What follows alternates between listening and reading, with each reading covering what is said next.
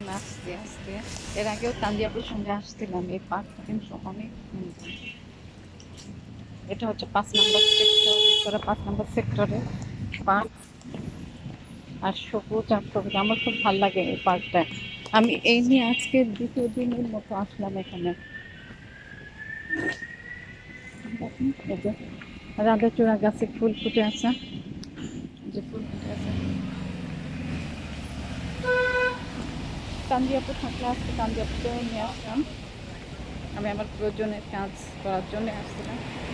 মেয়েদেরকে স্কুলে রেখে তারপর আসছে।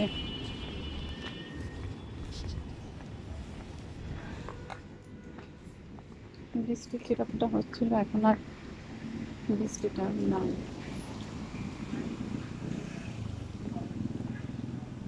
ভালো লাগছে।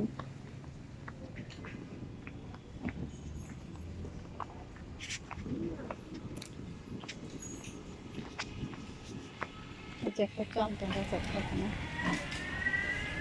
আমার বাবার বাড়িতে একটা চালতা গাছ ছিল,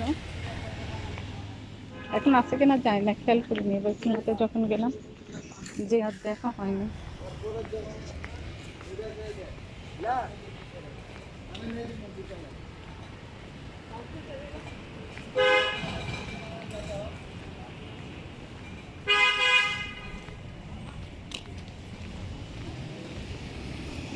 আজকে তাকে দেওয়া আসতে চাই, কিন্তু আনা হয় না। দেখা যাচ্ছে যে বিকালের দিকে আর যে বের হবো, বিকালের দিকে আর বাসা থেকে বের হওয়া হয় না। সচরাচর আর বের হয় না বিকালের দিকে, যদি কাজ না থাকে। আরও তাজকে তার বাবা যখন ছিল বাংলাদেশে, তখন তো বেশ হচ্ছিল, আমরা বিভিন্ন জায়গায় ঘুরছি। খুলনাতে গিয়েছি, খুলনার যেহেতু বাবার বাড়ি সেক্ষেত্রে ওখানে যাবো। এছাড়া সে আমাদেরকে কক্সবাজারে ঘুরিয়েছে, তারপরে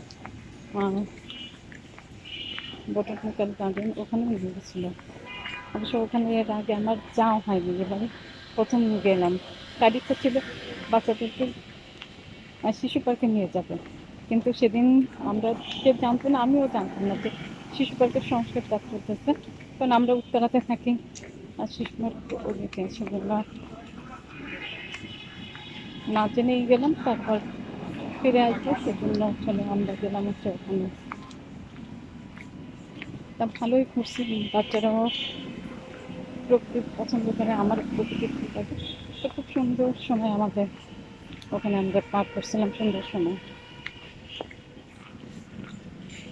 আসলে সবুজের মধ্যে গেলে খুব ভালো লাগে, মনটা ভালো হয়ে যায় সবুজের মধ্যে গেলে।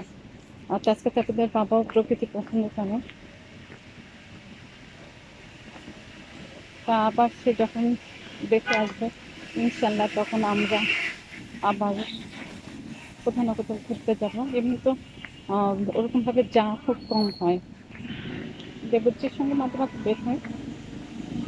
তো আবার ওর বাবা আসলে ইনশাল্লাহ আবার যাবো।